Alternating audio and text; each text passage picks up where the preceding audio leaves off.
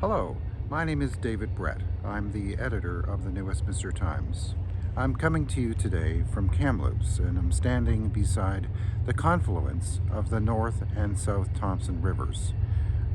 It's a place where we have railroads and highways and a significant growing metropolis of Kamloops. We were here in Kamloops this week to cover an event led by Dr. Frances Widdowson at Thompson Rivers University up the hill from here that was directed at confronting the narrative around 215 child remains alleged to have been found at the Kamloops Indian Residential School, which is also here in Kamloops. So I would like to talk about what happened here this week, and I would also like to talk about that in the context of the Cowichan case, how those two stories relate to each other, and also to the state of reconciliation with Indigenous people in Canada in general. And I'd like to start off by saying that we are at an impasse. We are at a place where I would say that trust has been broken. The amount of trust that the Canadian public has in the information about residential schools is eroding. And I think it's very important in this context to remember that we're talking about children, school children. I think, and in that context, it's important to also remember that most of the residential schools were run by Christian organizations. So we're talking about not only Canadian history, but also the ecclesiastical history of Canada. And in that context, I think it bears mentioning that Christ himself was full of admonitions about children, that he said that suffer the children to come unto me, for such is the kingdom of heaven. He also warned against harming children in the strongest possible terms. He said that if anyone should harm even the hair on the head of a child, it would be better for him to have a millstone hung around his neck and to be thrown into the sea. In other words, to suffer a horrible death by drowning. So it is extremely sensitive when we're talking about not only harms to children, but literal murder and killing and intentional mass deaths of children at the hands of people who were Christian missionaries or nuns or people who are in the ecclesiastical orders of the church. So that is one thing to keep in mind. The other thing to keep in mind, and I would, bring up another biblical quote, and that is from the Ten Commandments: "Thou shalt not bear false witness." So we have two contrasting things: an extremely serious allegation of crime against a child, multiple children, not just hundreds, but now the allegation has spread to thousands of children across the country, combined with the equally serious charge never to falsely accuse someone, to bear false witness, to testify to something that is egregious that never happened. So let's, if I may, go back almost 10 years to when the Truth and Reconciliation report came out. I'll just speak for myself. When I started reading that report, I believed what it said. It's not a court of law. I read the stories and I thought, well, I'm going to just simply take it on face value that the stories of suffering of Indigenous people in this country are true. And that is the element of the truth and reconciliation. And I looked at the 94 calls to action and I went through them, and I decided to take some action in my hometown. I literally, in 2017, led a parade, a literal parade, dedicated to reconciliation with First Peoples of Canada.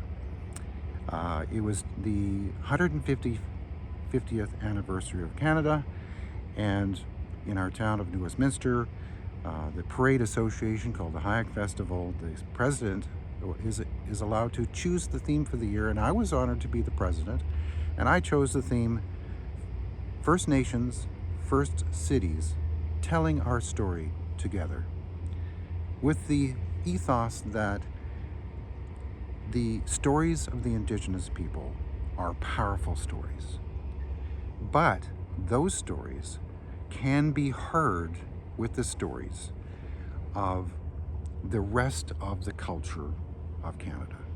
That no one story should cancel out, overlap, or snuff out, or extinguish anyone else's story. We can tell our stories together.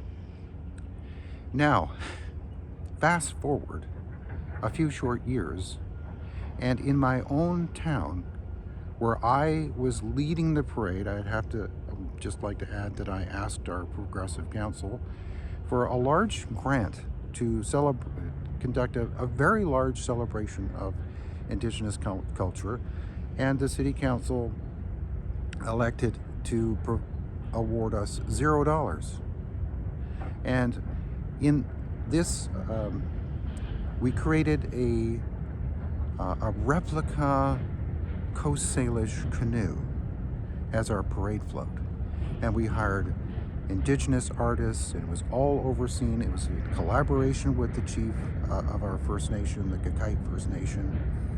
And this canoe and this parade float was seen by millions of people across the entire Pacific Northwest, from Portland to Penticton.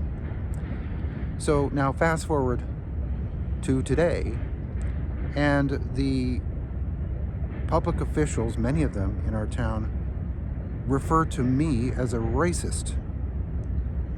So how did that happen? How did I personally go from someone who was a great believer in reconciliation to now being smeared as a racist?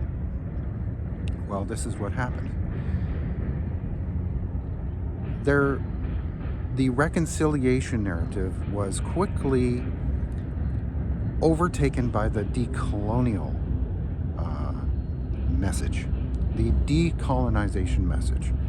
Suddenly we started to see statues removed, place names changed, and it started for us with the removal of the statue of Judge Begbie from in front of the courthouse in New Westminster, because he allegedly was the figurehead responsible for the hangings of people from the Chilcotin First Nations, the Silcotin.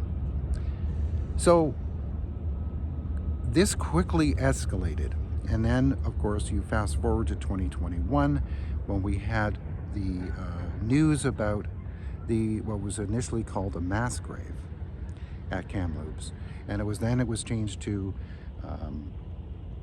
unmarked graves, and then eventually it was the headlines changed from child remains to GPR anomalies. So so what has happened? So if I may summarize it this way, you have the most serious possible allegation, and then you have in seeming unwillingness to prove that the allegations are valid. So let me talk about geophysics for a minute. As someone who hails from the mining industry, I can say that I have directed the use of geophysics and spent millions of dollars. There's no greater believer in geophysics than someone in the mining industry like myself. However, don't run off willy-nilly conducting surveys just anywhere. You have to have a hypothesis. You have to have a reason to narrow down. And the reason you use geophysical tools is that the common denominator here is that no one can see underneath the ground. No one can see through the surface of the earth. You have to have, and to excavate or drill holes is extremely expensive. So it's understandable that at Kamloops, they would have to develop a hypothesis for where to use the geophysics, and they had this hypothesis about the apple orchard, and they went out. But it is known in the mining industry and anywhere geophysics is used that it is stage one, the first step in the step of discovery of something that is beneath the surface of the earth. However, as people in the mining industry have learned, the geophysical information can be very helpful in securing the funding required, which is typically much higher to drill holes or to excavate or trench than using geophysics. You have to have the funds, so you have to have some working theory or data to support the funding request. However, as also has been discovered in the mining industry, an untested theory, untested data can be manipulated and used to raise money and to divert money. So there's a saying in the mining industry, never kill a good anomaly with a drill hole. It's a very cynical statement to kind of paint the unscrupulous mining promoters who have this incentive to keep the mystery going about the anomaly to raise more and more and more money. So this there's also a saying in the stock market. It's up on mystery, down on history. So if you're being successful raising money based on geophysical indications of something powerful beneath, like an ore body, there's a perverse incentive to not drill. So you can get away with it for a certain amount of time, maybe a few months, 6 months, or even a year. So in the case of the graves, there is no longer a credible, believable, defensible reason not to excavate. Now, as we found at Thompson Rivers, and this is how it ties into the Cowichan decision, is that the students that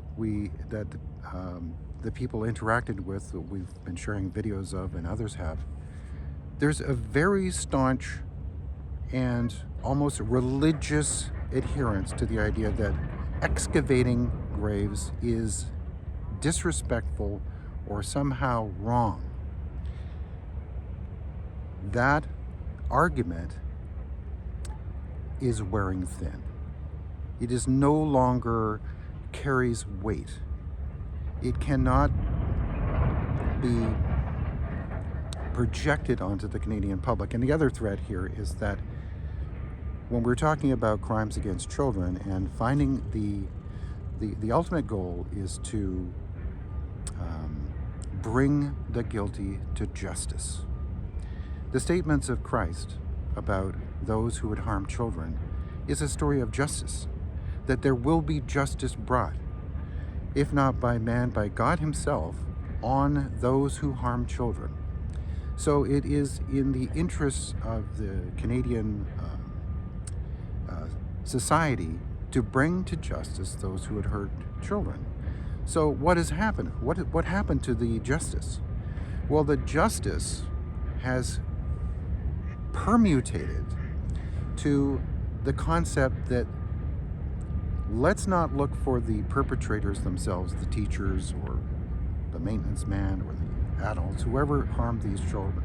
the children, or the theoretical harm, or the allegations of harm.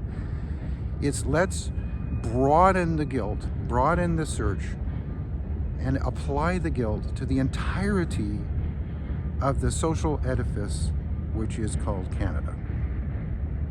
And let's broaden that to Western civilization as a whole, that the settler colonial project is to blame.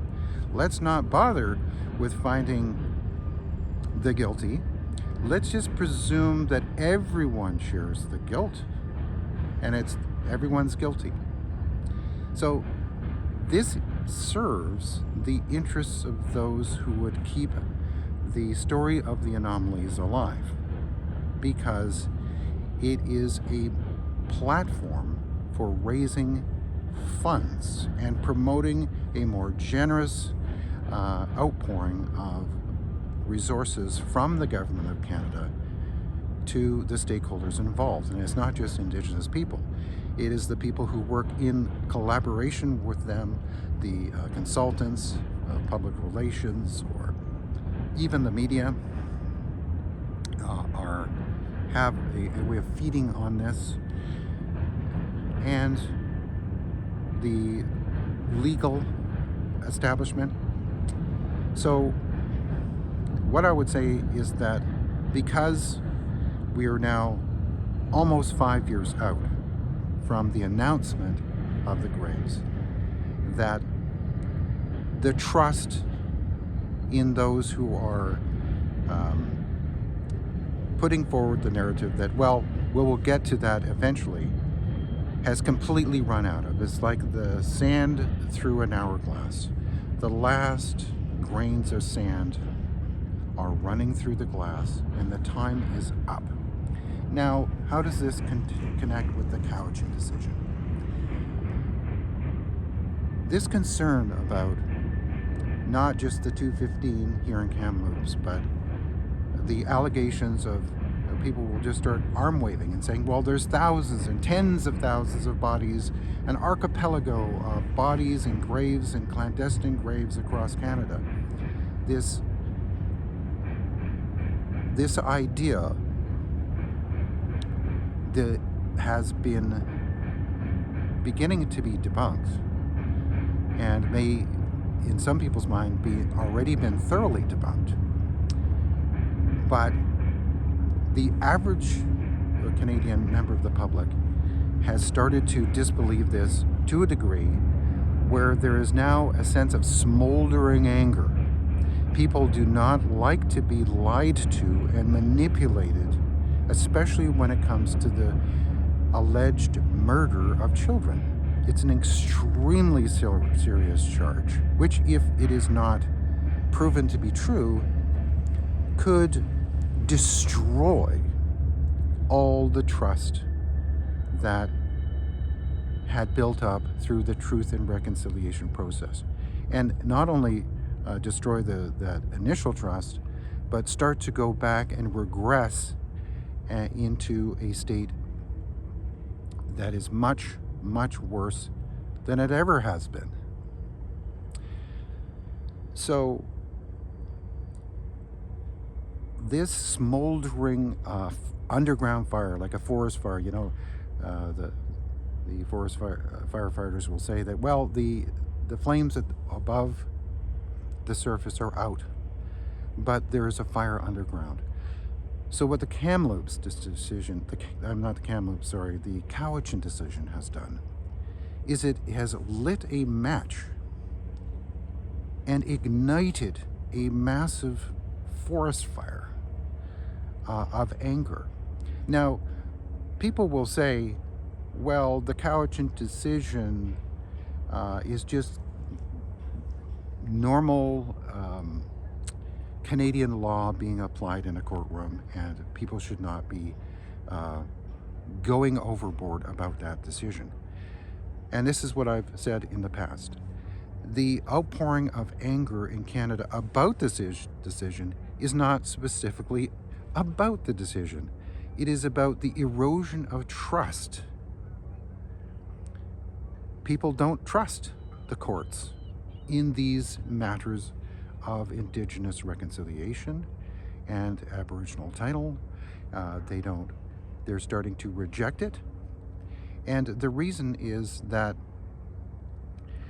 this, what the Jews call a blood libel, and others use this term. What is a blood libel? A blood libel, it comes from the ancient medieval myth that Jews were taking the consecrated host and blood of Christ that the priest would bless, and they would steal it, and they would create an admixture of the two things, and they would kill Christ anew, and they would use it to poison wells. So this blood libel, this completely made up mythical allegation of guilt. I mean, the Jews were blamed for the plague. The Jews were blamed for many things that happened in society. So the concept of using the charge of a murder by religious orders of innocent people, of innocent children, is extremely serious. And if it didn't happen, that's a blood libel. It's used to whip up hate and animus and animosity. And unfortunately, our governments, our quote-unquote progressive governments, in a woke effort to appear enlightened and motivated by kindness, growing out of the social gospel and this kind of admixture of New Age religion and this idea of being connected to the land, and that we're all going to be healed through this process, and somehow this indigenization of society will lead to an enlightened society that will be able to lift itself to a new plane of existence. All of these ideas are converging in a total mess and a disaster right now. Why? Because people feel that they have been lied to. Well, in conclusion, I would say that what if all the people who are saying that the grave stories, some people will say, well, it's a hoax. I wouldn't go so far as to say it's a hoax. That is, I think, creating too much of a intentional scam aspect to it. I think the anomalies, the data that came from the GPR should not be dismissed. There is some compelling elements to the data that said, well, it is a science. The science should prevail. The science of the geophysical data is necessarily, intentionally leading to ground truthing of the anomalies. This ground truthing, geophysics is not supposed to operate in a vacuum. It is merely a tool to lead to the next stage, to ground truth. So the fact that almost 5 years have gone by without any ground truthing has worn the threads of trust down to such a degree that the trust is almost completely evaporated. So this is potentially a very incendiary situation in Canada, where people are going to get more and more angry. So the upshot of it all is that there's still time. There's still time to go to the Kamloops Indian Residential School and conduct routine borehole analysis, archaeological,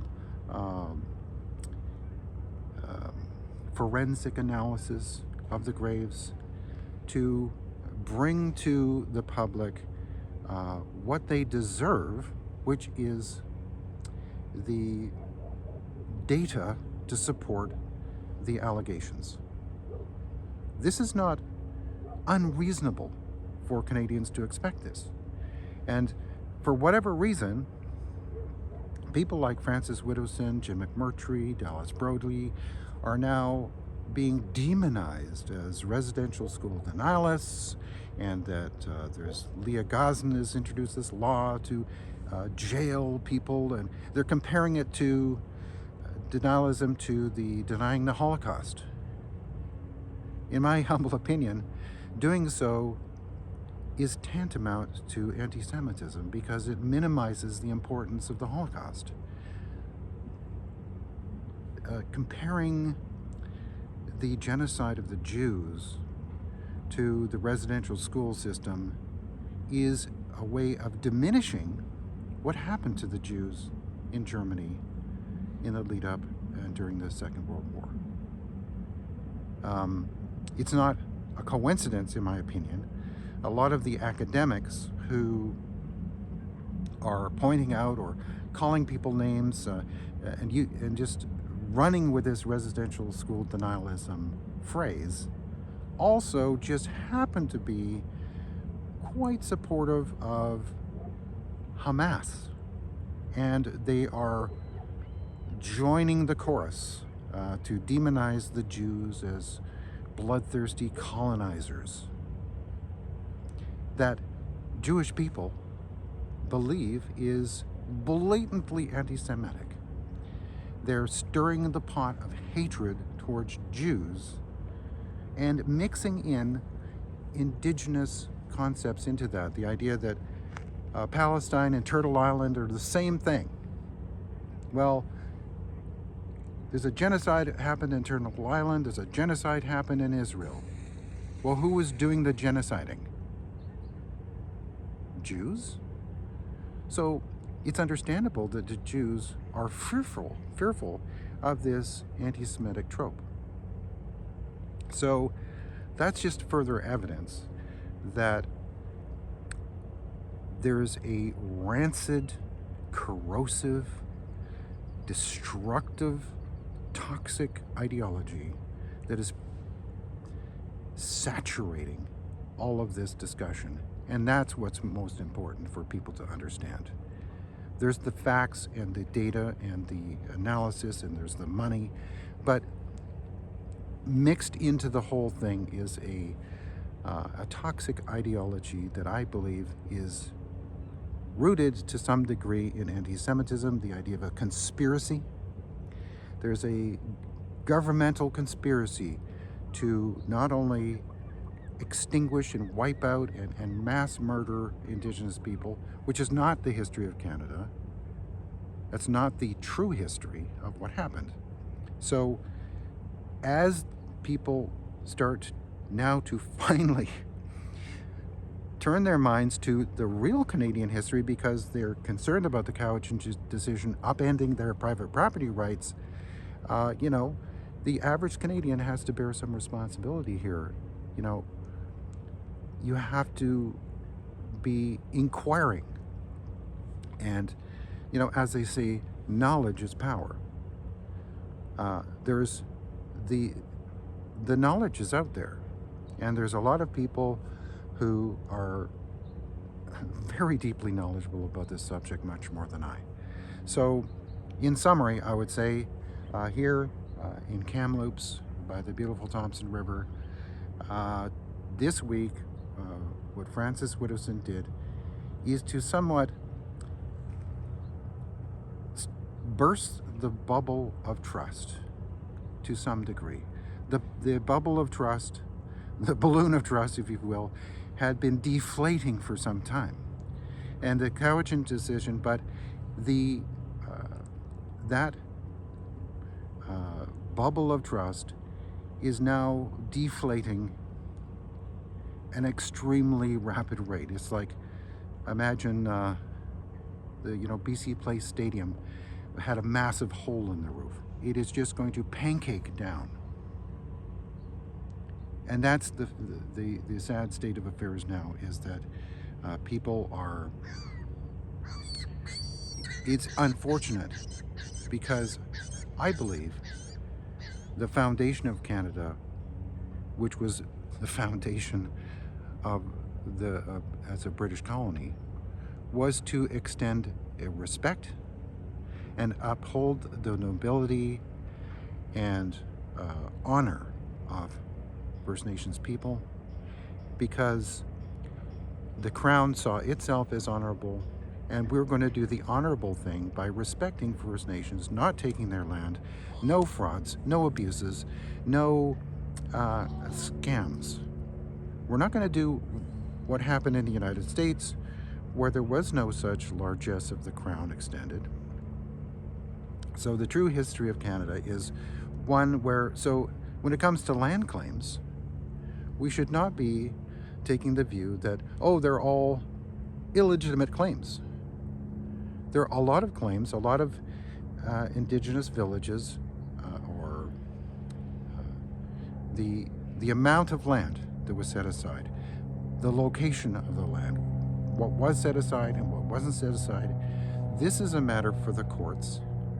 But unfortunately, as I said before, we're in a climate where the courts are not going to be believed anymore, because they've been infused with a philosophy of reconciliation, which the public is starting to believe was ill-founded. It was not founded on the correct basis that should build trust. So, is it too late to build trust and bridges of trust with First Nations?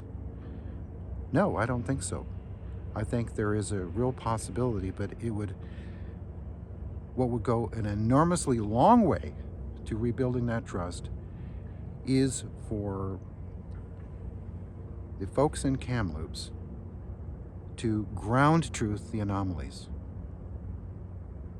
Wouldn't that solve a lot of problems in Canada right now? And to kind of dispel this myth of the genocidal Canadian history? I think it would. So hopefully that's what will come out of it. We will get progress, and we'll get over a sad chapter in Canadian history. Thanks for listening today.